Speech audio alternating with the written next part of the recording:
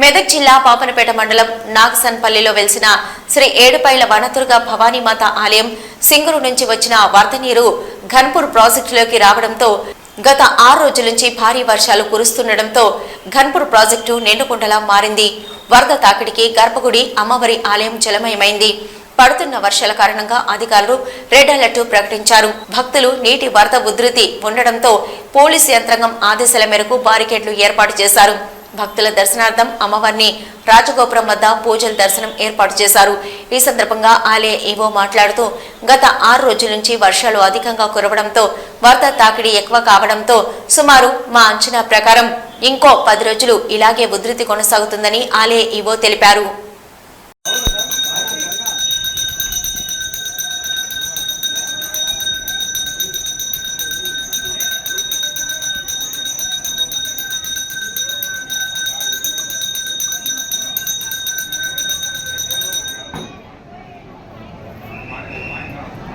बोलो एडपाल दुर्गा माता की जय।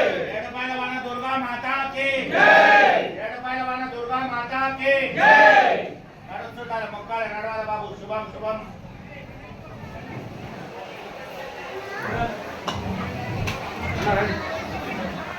नडवाल मक्काल नडवाल ब्रह्मचारी हेलो नमस्कार చెప్పే ఎన్నే గోపురంలా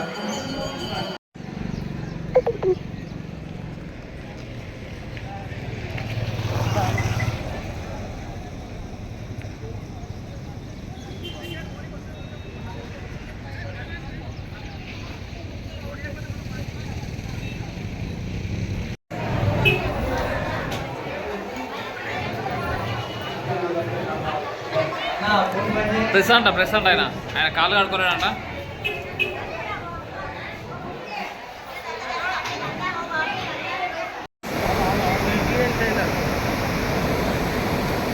అన్నా జరగాలి.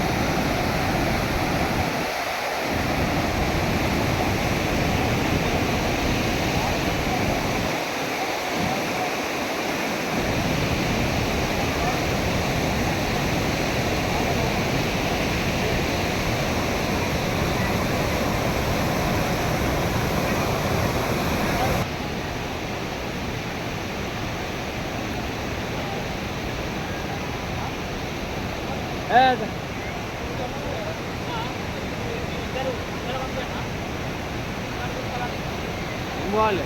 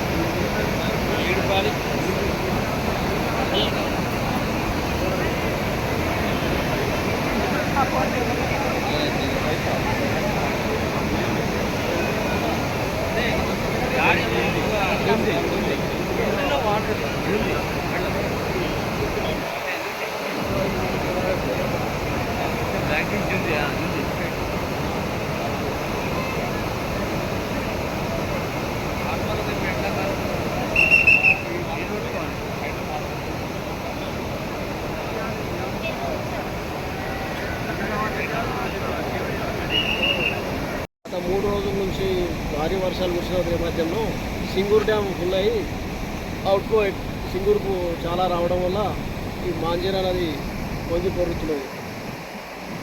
ఇది గత ఇంచుమించు ఇది ఒక 15 రోజుల దాకా కొనసాగుతుందని చెప్పేసి ఆల్రెడీ చెప్తున్నారు.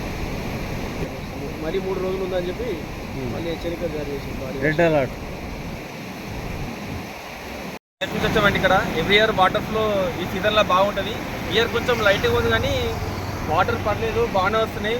పోలీస్ భద్రతా శాఖ ఇక్కడ బాగా చూసుకుంటారు. ఇక్కడ బ్యారికేడ్స్ వేసి వాటర్ ఎక్కువ రానియకుండా ప్రజల్ని బాగానే వేసుకుంటారు. వాటర్ లేకుండా కొంచెం పీపుల్స్ అనేది రెస్పాన్సిబుల్గా ఉండి వాటర్కి దూరంగా ఉండి ఫ్యామిలీతో వచ్చి అందరూ ఎంజాయ్ అయ్యింది.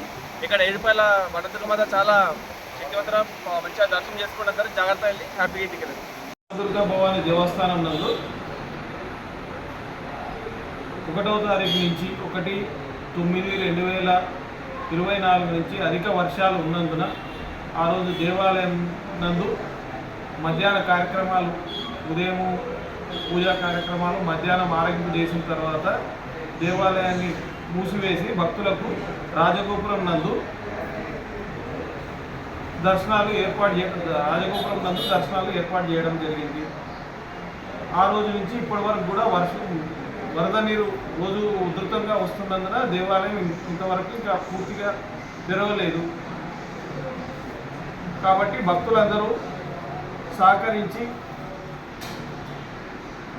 రాజగోపురం నందు ఏర్పాటు చేసిన ఉత్సవమూర్తుల వద్దనే దర్శనాలు ఏర్పాటు చేసుకుని శ్రీ అమ్మవారిని దర్శించవలసిందిగా కోరడమైంది.